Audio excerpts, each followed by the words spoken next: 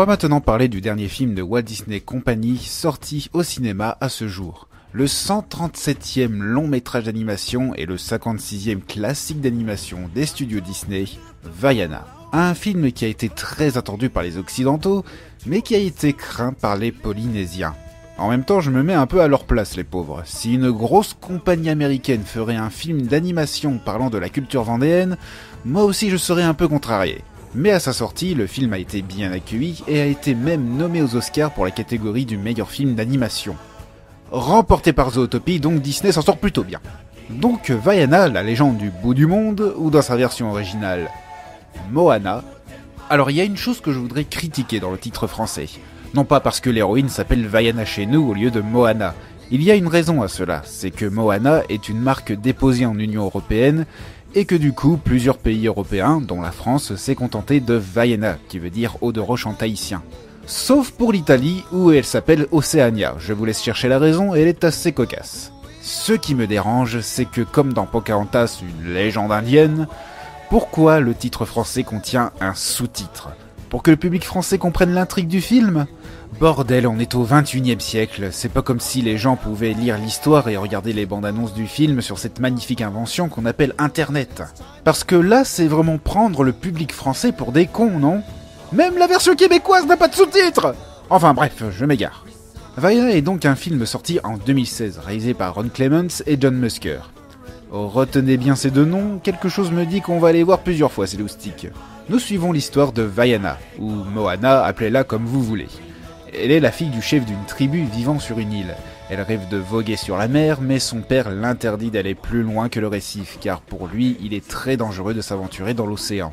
Plus tard, elle découvre que son île est malade et ne produit plus de nourriture, car le cœur de la déesse créatrice de la vie a été volé puis perdu par Maui, un demi-dieu égocentrique qui peut se transformer en n'importe quel animal grâce à son hameçon magique. Vaiana étant choisie pour restaurer le cœur de cette déesse, elle va traverser l'océan pour retrouver Maui et sauver son village de la famine. Bon, peut-être que ce film est dans mon top 25 parce qu'il est tout récent et qu'il est encore tout frais dans ma tête. Je l'avais vu au cinéma au tout début de cette année 2017 et peut-être que dans 4 ou 5 ans, il descendra dans mon classement. Mais je crois que ça va être difficile de le déloger dans mes 25 Disney préférés car il y a beaucoup de bonnes choses. Déjà, les graphismes. Ce film est beau. En voyant la beauté de l'île, de la mer et des autres paysages, ça vous donne pas envie de partir en vacances là ? La texture de l'eau est réussie, le design des personnages aussi, les effets de lumière sont magnifiques, et il y a quelques effets graphiques bien foutus. La séquence d'introduction en animation 2D est une très bonne idée pour introduire l'univers. Et dans la chanson pour les hommes, il y a carrément un mélange de 3D et de 2D très coloré et qui colle bien au fait que Maui est recouvert de tatouages, donc de dessins. En parlant des chansons, elles sont bien. Enfin, bien quand on les écoute à part sans regarder le film. Parce qu'il y en a certaines qui sont très mal amenées dans le scénario, du coup on se dit « c'est vraiment le moment de chanter là ?» Bon après je me dis qu'on ne peut pas faire pire que la Reine des Neiges quand il s'agit d'introduire des chansons dans un film. Dans Vaiana au moins ça ne donne pas l'impression d'être dans une comédie musicale. Mais après ça, j'aime certaines chansons. Bien évidemment, Bleu Lumière reste dans la tête, même si c'est agréable de l'entendre, contrairement à Libéré délivré. Non, je n'aime pas les chansons de la Reine des Neiges, voilà, c'est dit. Pour les hommes est une chanson vivante qui donne bien la pêche. Mais la chanson de l'explorateur reste ma préférée, avec le chant Maui qui se mêle au chant anglais ou français dans la version française. D'ailleurs, je voudrais mettre un point sur les chansons en français.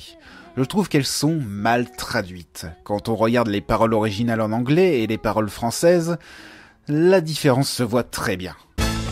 What can I say except you're welcome for the tides, the sun, the sky. Hey, it's okay, you're welcome. I'm just an ordinary demigod. Comment vous le dire, c'est pour vous les hommes que j'ai créé l'univers. C'est naturel, c'est pour vous, vous les hommes. Je suis un demi-dieu très ordinaire. Bon après je sais que c'est difficile de réinterpréter une chanson anglophone tout en gardant le sens de la chanson et les rimes à la fois. Moi-même j'ai essayé, on est parfois forcé à réinterpréter pour que la chanson soit plus jolie. Et puis un autre bémol sur les chansons, après j'arrête. Vous avez compté combien de fois vous entendez de la guitare dans la musique ? Moi si, il y en a dans toutes les chansons. Je ne suis pas contre cet instrument, mais Disney aurait pu faire preuve d'originalité. La musique polynésienne, c'est aussi des percussions, des instruments à vent et d'autres instruments à cordes. Et c'est fort dommage car on a plus l'impression d'entendre de la musique occidentale que polynésienne. Bref, les chansons sont bien, surtout celles chantées en langage maori, mais ils ont des petits défauts qui gâchent un peu mon plaisir. Pour les personnages de Vaiana, il y a du neuf et des archétypes classiques dans les Disney. Pour ce qui est du déjà vu, il y a bien sûr le père de Vaiana, qui est le papa dur avec son enfant parce qu'il l'aime et qu'il veut le protéger, et gna gna gna et gna gna gna. On a déjà vu ce genre de personnage dans tellement de films. La Petite Sirène, Le Roi Lion, Pocahontas, Mulan, Le Monde de Nemo, Rebelle, liste non exhaustive. La grand-mère de Vaiana est aussi un personnage déjà vu, mais étrangement je l'aime bien. Elle est un peu comme Rafiki dans Le Roi Lion, elle est sage et sait remettre notre héroïne sur le droit chemin sans lui dire quoi faire. Je la trouve bien surtout au moment de la scène émouvante avec Vaiana dans la dernière partie du film, mais j'en parlerai tout à l'heure. Après pour les autres personnages secondaires, ils sont presque inexistants. Bon, il y a Hei Hei qui est un bon comic relief, Tamatoa qui joue le rôle du méchant comique, mais après les villageois sont oubliables. On finit même par oublier que Vaiana a un peuple à sauver. Les Kakamora sont un peu pareils, ils sont là pour justifier une scène d'action, et c'est tout. J'aurais aimé que ces créatures-là soient présentes dans plusieurs scènes. Mais bon, cela peut s'excuser car le film met plus en avant les deux personnages principaux, Vaiana et Maui. Commençons par Maui, doublé par Anthony Kavanagh dans sa version française et québécoise. Anthony Kavanagh était un humoriste que j'aimais bien quand j'étais plus jeune. Après, quand j'ai entendu sa voix sur un personnage de La Ferme se rebelle, je m'étais dit qu'il était pas du tout fait pour doubler dans des dessins animés. Il en fait des tonnes. Du coup, j'ai un peu grincé des dents quand j'ai vu que c'était lui qui ferait la voix de Maui dans Vaiana. Et finalement, il est très bon dans ce rôle. Certes, il fait encore un personnage comique et égocentrique, mais cette fois-ci, il n'exagère pas son jeu d'acteur.